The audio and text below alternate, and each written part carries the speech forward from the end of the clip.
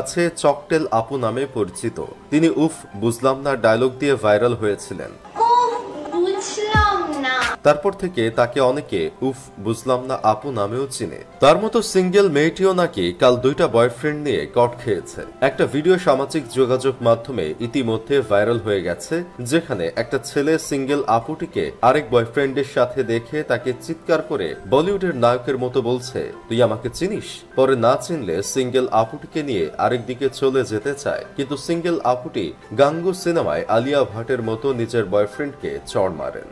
সারাদিন single single বলে চিল্লানো আপুটিও দুইটা বয়ফ্রেন্ড নিয়ে কট খায়। এদিকে আমি একটা নিয়েই কট খাইতে পারি না। মানবতা আজ কোথায় ভাই? দেশে হচ্ছেটা কি? কিছু সময় ফেসবুকে না থাকলেই দেখা যায় কেউ না কেউ এক্সপোজ হয়ে গেছে। আসলে একটা ইস্যু ভাইরাল হওয়ার পর পরবর্তীতে কোনো ইস্যু ভাইরাল হওয়ার জন্য কমপক্ষে একদিনের একটা গ্যাপ থাকা উচিত। তাহলেই একটু ভাইরাল হওয়া জিনিস খুঁজে পেতে একটু সুবিধা হয়, তা না হলে অনেক উল্টাপাল্টা লাগে। একটা সময় ফেসবুকে উফ বুঝলাম না বাক্যটি লিখলেই যার নাম ভেসে উঠত সেই আপুটি তারপর বাজারে নতুন ডায়লগ আমি সিঙ্গেল নিয়ে আসলেন, আর প্রতি ভিডিওতে তাকে বয়ফ্রেন্ড সম্পর্কে জিজ্ঞাসা করলে বলতেন সিঙ্গেল হি হি হি।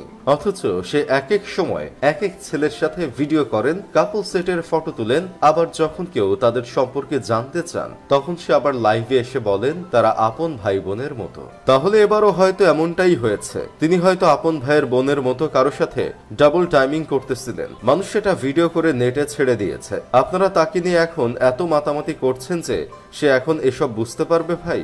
সে এখন উফ বুঝলাম না বলেই তো চলে যাবে।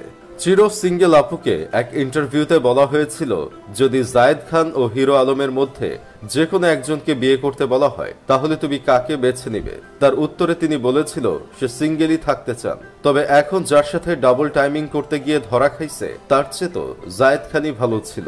উফ বুঝলাম না আপু আর সিঙ্গেল শব্দটা ছিল যেন একে অপরের পরিপূরক। প্রতিটা ভিডিওতে তার এই সিঙ্গেল দাবি করার বিষয়টা থেকেই যেত। প্রতিটা ভিডিওতে তিনি যতবার নিজেকে সিঙ্গেল দাবি করেছেন, আমি জন্মের পর থেকে সিঙ্গেল থেকেও এতবার সিঙ্গেল বলে চিল্লাই নাই। অবশেষে এই সিঙ্গেল আপুটিও স্বীকার করে নিল যে সে রিলেশনে আছে, কিন্তু ভাইরাল হওয়া ভিডিওতে দুইজনের একজনও তার বয়ফ্রেন্ড না। তিনি লাইভে এসে সবকিছু ক্লিয়ার করে বলেছেন। সে আরো বলেছেন যে সে যার সাথে টিকটক করবে সে কখনো তার লাইফ পার্টনার বা বয়ফ্রেন্ড হবে না। টিকটকে কাপল ভিডিও বানাবা একজনের সাথে, স্কুলে ঘুরবা আরেকজনের সাথে, আবার বয়ফ্রেন্ড বানাবা আরেকজনকে, এগুলা কি সবাই মেনে নিবে? এরা যদি তার বয়ফ্রেন্ড না হয় তাহলে তার বয়ফ্রেন্ড কে রে ভাই?